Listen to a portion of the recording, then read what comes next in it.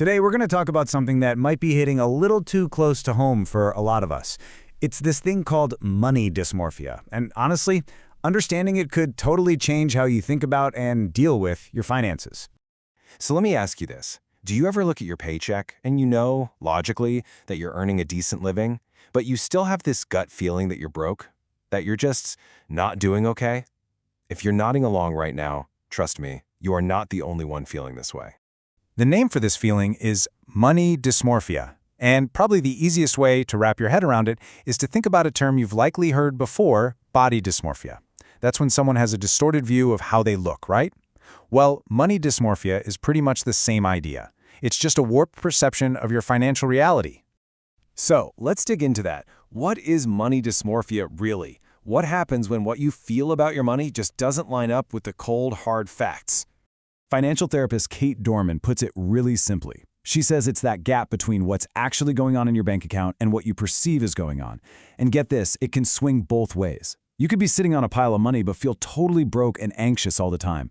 Or you could be deep in debt but keep telling yourself, nah, I'm fine, everything's fine.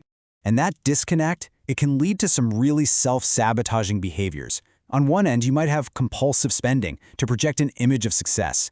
On the other end, you might be hoarding every penny, too terrified to invest or spend on anything. Either way, your financial decisions are being driven by a distorted feeling, not reality. But to really get a handle on this, we've got to go to the source. So, where does a skewed view of our own money even come from in the first place? Well, experts have a term for it, financial socialization. It's basically everything you've ever absorbed about money your whole life. Think about it.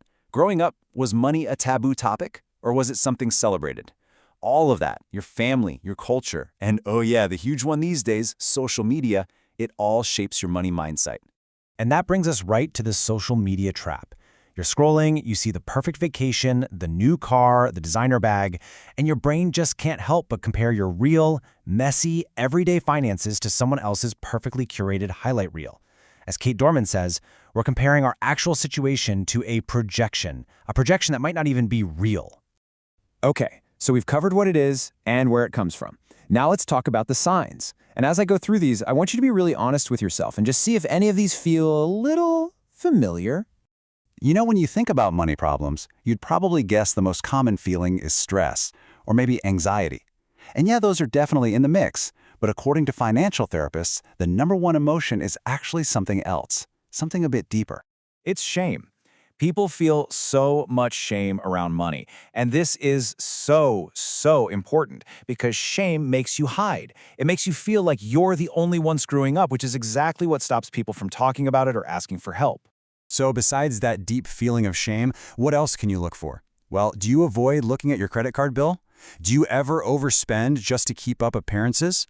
How about that nagging feeling that you should be doing better, or you should be able to afford more, no matter how much you actually make? That feeling right there is a massive red flag. Okay, that was a lot of the heavy stuff, but identifying the problem is just the first step. The great news is you can absolutely work through this. So let's shift gears and talk about the toolkit, what you can actually do to build a healthier, clearer money mindset. So what's the game plan? It all starts with awareness, but from there, you can take some real, concrete steps to get your feet back on solid financial ground. All right, here's a path forward. First, you got to face the facts. Know your numbers. What comes in, what goes out. Simple as that. Then, you have to define what financial success actually means to you, not to anyone else. From there, you can start questioning why you buy things. And this one's a big one. Actually stop and celebrate your progress, even the small wins. I love this. It's such a powerful little habit to build. Before you hit buy now, just pause for a second. Ask yourself, who am I really buying this for? Is it truly for you? For your own joy and your own values? Or is it for an imaginary audience? Is it to prove something? That one question can change everything. So, let's bring this all together. The most important thing to remember is that even if money dysmorphia is part of your reality right now, it absolutely does not have to be your future. You have the power to change your financial story. And hey, don't just take it from me. As Kate Dorman says, it is totally possible to change and to feel more in control of your finances. It's about moving from that distorted, emotional place to one of clarity and confidence. So I'll leave you with this last thought. You don't have to fix everything overnight. Just start with one thing. What is one single truth about your money? Maybe it's your total debt or what you spent on coffee last month. What's one truth you can face with honesty and without any shame, starting today? Thanks for listening.